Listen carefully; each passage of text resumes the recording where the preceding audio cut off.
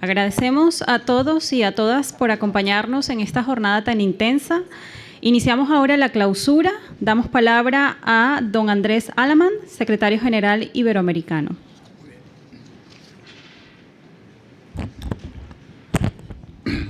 Bueno, muy buenas tardes a todas y a todos.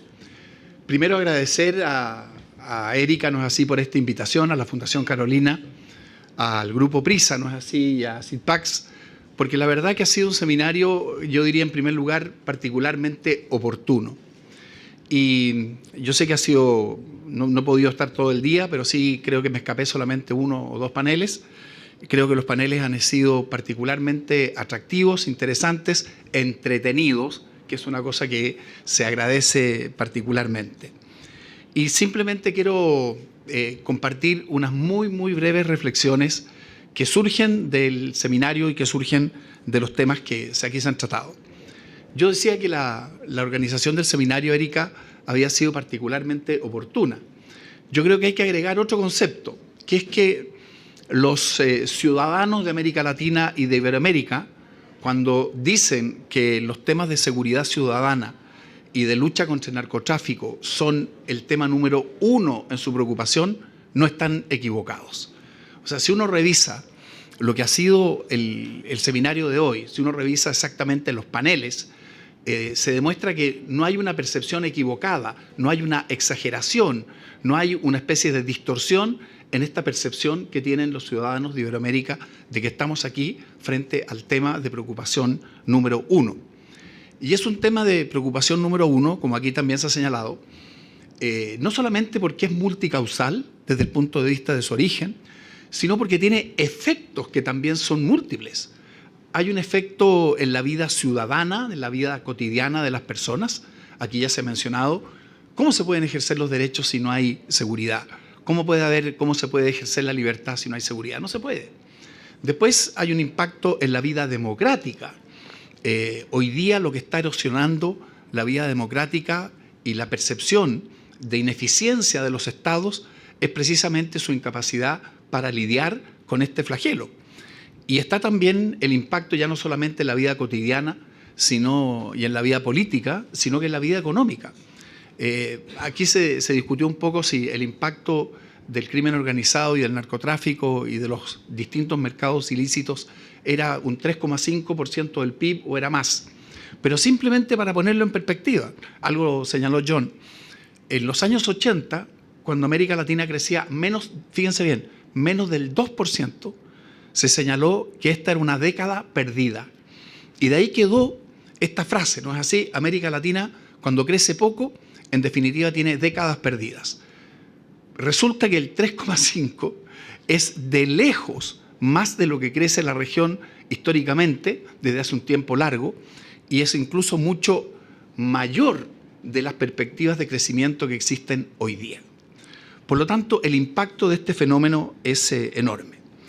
Entonces, uno lo que debería, y es lo que he estado reflexionando durante el seminario y en la mañana y ahora en la tarde, frente a un fenómeno de esta naturaleza, ¿cuál tiene que ser la respuesta? Frente a un desafío de esta envergadura, ¿cómo hay que responder? ¿Cómo hay que reaccionar? Entonces, lo primero que se me viene a la cabeza es con un tremendo esfuerzo de coordinación. Y la verdad es que en la región la integración es una materia pendiente y yo diría la coordinación a nivel de los países es una materia urgente. Es decir, el capital social, entendida como la capacidad de organizarse, de cooperar entre sí, en la región es hoy día un bien escaso. ¿Y por qué digo que tiene que haber coordinación? Porque si uno piensa y revisa un poco lo que han sido las conclusiones de los paneles, de lo que se expuso al inicio, uno se da cuenta que aquí tiene que haber una coordinación vertical y tiene que haber una coordinación horizontal. La coordinación vertical, más obvia, es las instancias internacionales, que ya vemos son flojas en la región. Después tiene que habernos así una coordinación con los estados nacionales y simultáneamente los estados nacionales tienen que ser capaces de coordinarse con los gobiernos locales. De manera que uno puede mirar y decir, se requiere coordinación en esta escalera vertical de instancias distintas. Instancia internacional, instancia estatal e instancia de los gobiernos locales. Pero si uno lo mira también desde otro punto de vista, aquí tiene que haber una coordinación ya no vertical, sino que tiene que haber una coordinación horizontal. ¿Por qué horizontal? Porque aquí, como quien dice, no es una trilogía, es casi no sé cómo se dirá, una cuadrología. Pero aquí obviamente, para enfrentar este fenómeno, hay que coordinar la prevención con la represión, con la rehabilitación y con la legislación. Porque las cuatro, en definitiva, se requieren unas a otras. Y más aún, al interior de cada uno de estos conceptos.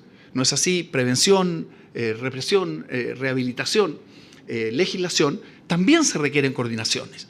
Si uno piensa, por ejemplo, en los temas llamados de represión, uno tiene que darse cuenta que inmediatamente tiene que haber una coordinación entre la labor de las policías, la labor de los organismos que están a cargo de la investigación criminal y de los tribunales de justicia. Si estas tres piezas no encajan, entonces tampoco va a funcionar bien este concepto. Y algo que se mencionó en la mañana respecto de la nula capacidad de rehabilitación que tienen los sistemas penitenciarios en la región. No se trata solamente de que durante el periodo de reclusión se enseñan destrezas o en definitiva hayan aprendizajes. Si no hay políticas públicas que incentiven la contratación de personas que provienen, no es así, de instancias de reclusión, entonces quizás tampoco va esto a funcionar. Entonces, el esfuerzo de coordinación es extraordinariamente importante y yo creo que hay que insistir una y otra vez.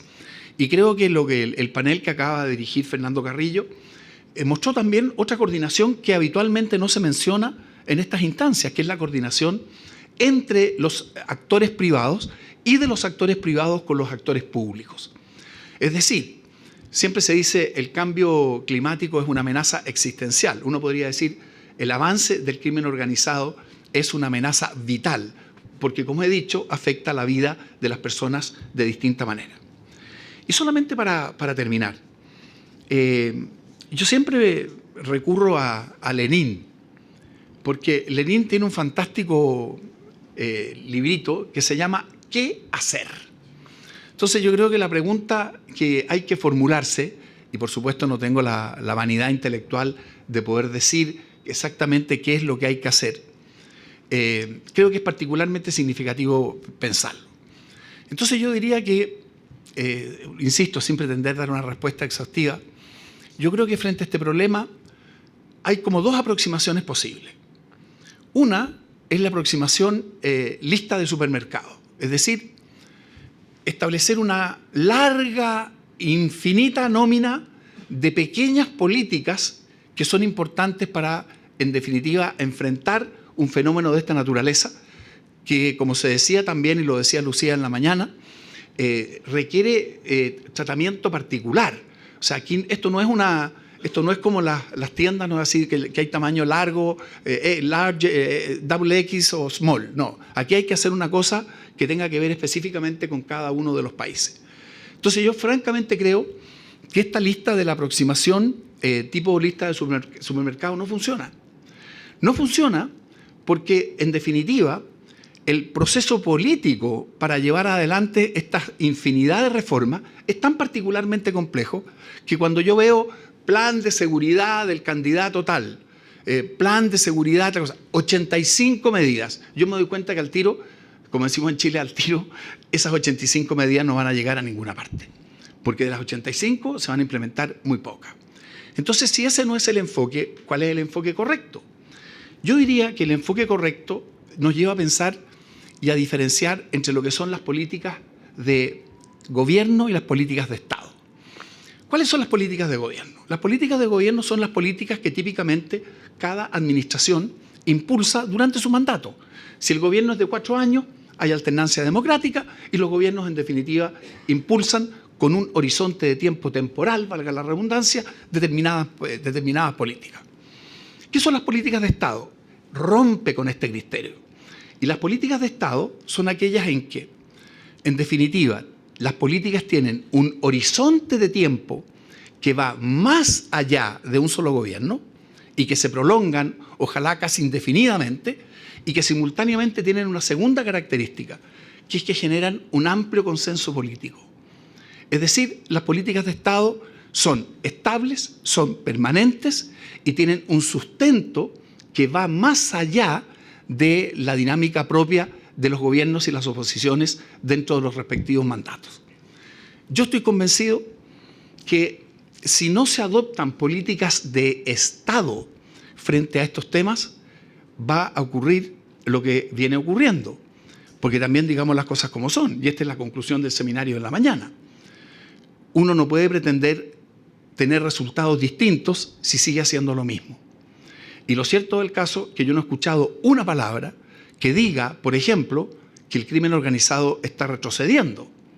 Al revés, la conclusión es que el crimen organizado está avanzando y uno, si quisiera ser un poco dramático, podría decir, atención, ojo, porque el que puede estar retrocediendo es precisamente la acción del Estado, como ocurre con esto de la gobernanza criminal en aquellos territorios donde el Estado, en definitiva, no tiene presencia.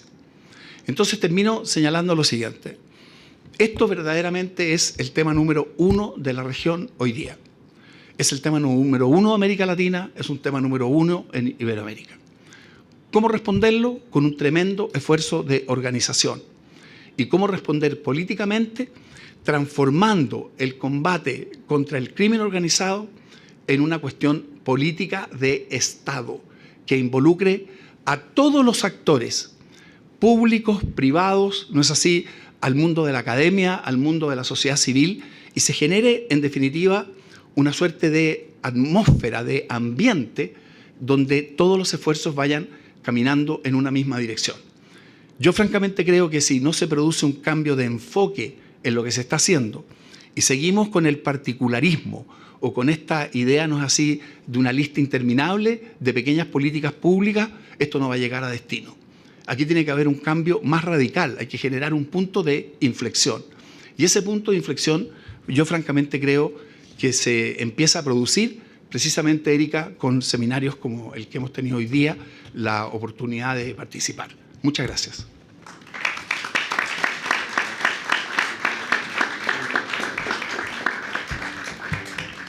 Agradecemos las palabras del secretario general iberoamericano, don Andrés Alamán, y damos paso al embajador Emilio Casinello, director general de CITPACS.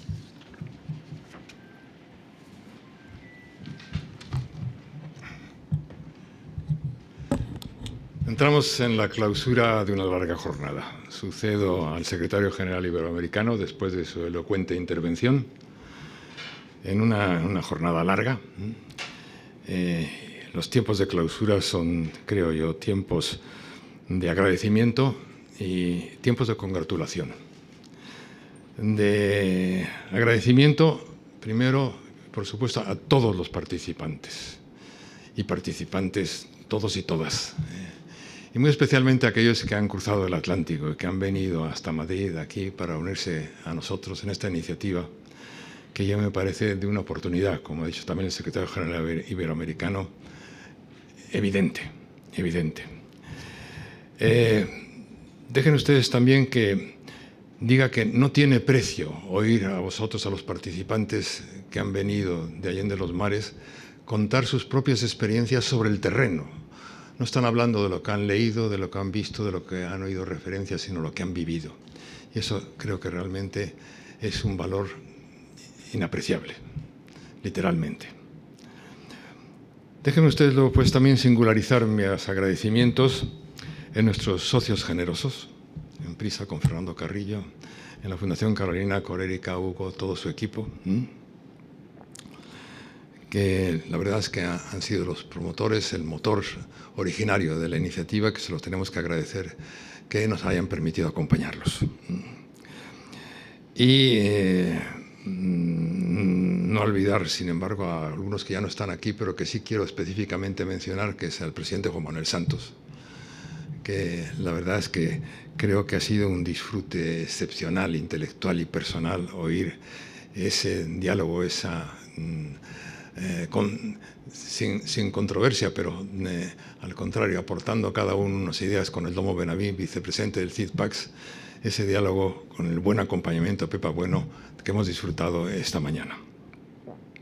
No quiero olvidar tampoco de dar las gracias por su generosa hospitalidad a la Casa de América, con su director León de la Torre, viejo amigo y compañero mío. Y déjenme ustedes también ahora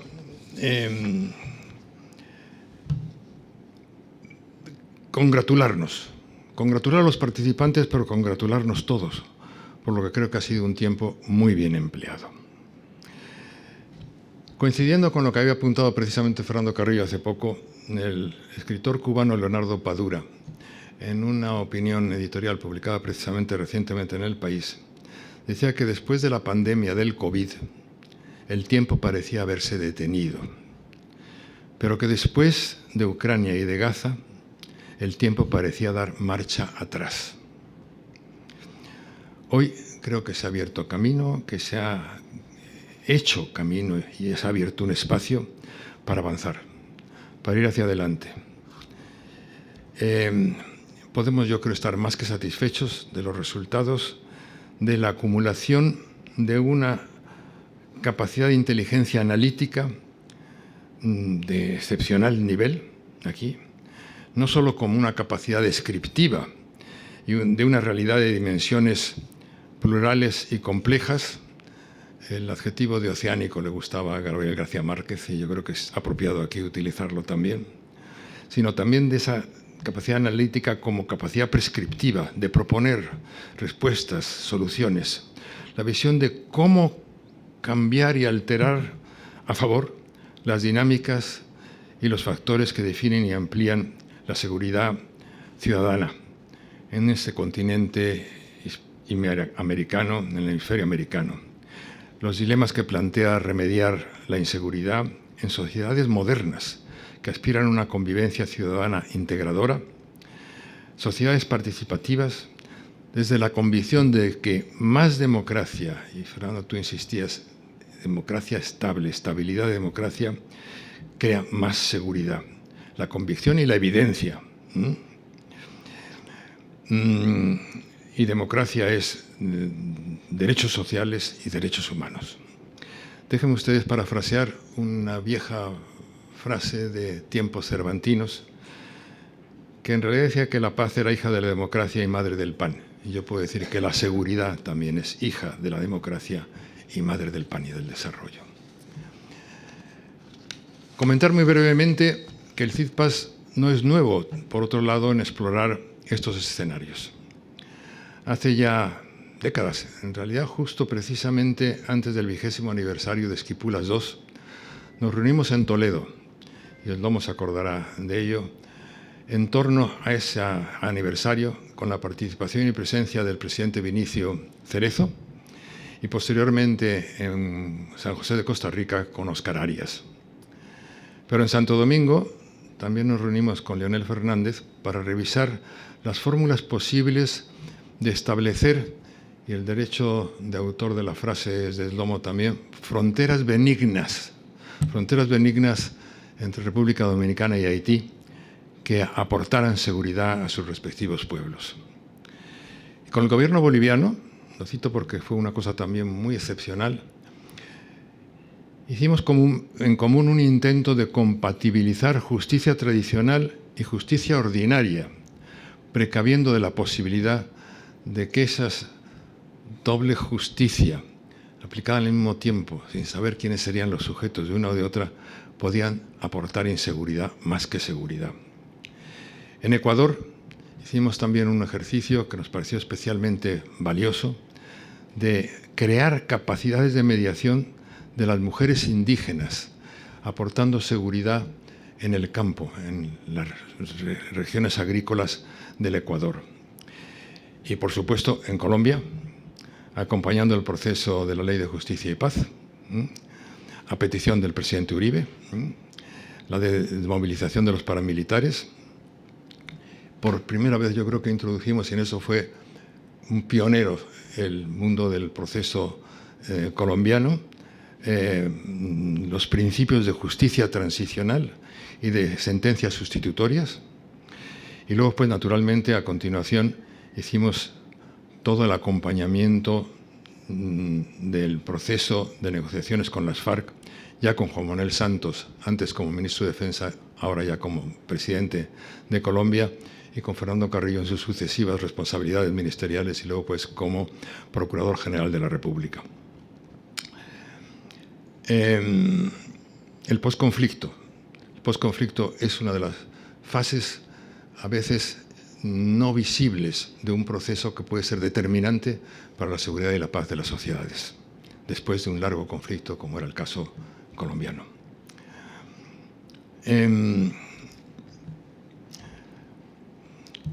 Hemos firmado un acuerdo precisamente en Colombia con la Jurisdicción Especial para la Paz, que intentamos renovar ahora recientemente, y hemos estado siempre intentando reforzar todo el sistema integral de justicia, verdad, reparación y no repetición. Y reforzando la visión de las víctimas, especialmente mujeres y niños en el campo. Concluyo. Primero, agradeciendo eso de nuevo, la participación de todos, la hospitalidad de Casa de América, alegrándome y agradeciendo la provechosa alianza con la Fundación Carolina, Erika y todo su equipo, con Prisa y Fernando Carrillo, que tenemos el honor de contarlo ya en el patronato del Centro Internacional de Toledo para la Paz. Y termino citando un filósofo y pensador del siglo XVII, Baltasar Gracián, que ya hacía la admonición y ya entonces advertía que era un agravio a la inteligencia emprender políticas de mucha quimera y poco provecho. Hoy creo que se le ha oído aquí alto y claro, como dirían los anglosajones. Y por eso creo que debemos de felicitarnos. Todos los participantes, yo creo que deben de estar convencidos de que ha sido tiempo bien aprovechado el de toda esta larga jornada, que ha sido un ejercicio de mucho provecho y poca quimera para impulsar de forma clarividente la seguridad en América Latina, desentrañar sus causas y proponer remedios y acercarnos a lo que Pepa Bueno decía, no sin ironía, y de el porvenir cuando es algo que nunca está todavía y está sin venir. Y confirmar lo que decía con mucho énfasis y con mucha razón Juan Manuel Santos, que decía, la paz no se improvisa, la seguridad tampoco. Muchas gracias a todos.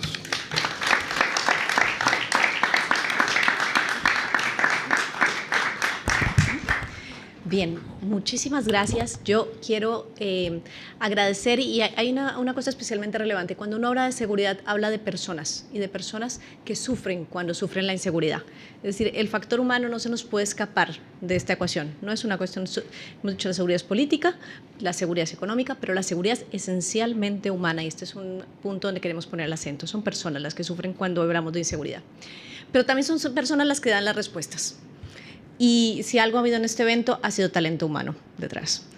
En primer lugar, tengo que agradecerle, y esto es una anécdota personal, pero yo me inicié a la vida ciudadana cuando estaba empezando mi adolescencia, porque a un joven colombiano se le ocurrió crear el movimiento de la séptima papeleta. Y entonces yo tenía dos ídolos de juventud, Kurt Cobain y Fernando Carrillo. Entonces, a ese nivel. Y ha sido un enorme honor trabajar contigo. De verdad, Fernando, muchísimas gracias. Como uno trabajando con sus ídolos, pues eso es un sueño cumplido. Trabajar con don Emilio, yo creo que una de las mentes más claras de este país. Muchas gracias, don Emilio. He aprendido muchísimo en este proceso. Y quiero, como no, dar el agradecimiento muy especial a la personal de la Fundación Carolina. No saben cómo se han volcado con este evento. Este evento tuvo cabeza hispano-colombiana, pero alma venezolana. Andrea, mil gracias. José Andrés, Teresa, Hugo, de verdad, chicos. Álvaro, allí yo a todos. Detrás de las cosas hay talento humano, y nosotros, por supuesto, no nos falta. Este es el lanzamiento de una serie de trabajo que vamos a hacer sobre seguridad. Vamos a seguir trabajando. Empezamos con un premio Nobel. El listón lo dejamos alto. Pero lo que más me interesa y lo que más quiero resaltar en esta conclusión es, yo me voy con, a pesar de que el escenario en América Latina es muy difícil, yo me voy con un sabor muy dulce, porque estamos trabajando y hablando todos por primera vez de lo mismo. Y en este tiempo de polarización, en esta mesa han pasado voces muy plurales, partidos muy distintos, sensibilidades políticas muy distintas, empresas con intereses muy distintos, pero estamos alineados en una misma cuestión. Y eso en América Latina ahora mismo es una novedad, pero es una oportunidad también. Estaremos ahí, sabemos que las instituciones que nos acompañan estarán ahí y queremos seguir trabajando con todas. Muchísimas gracias a todos.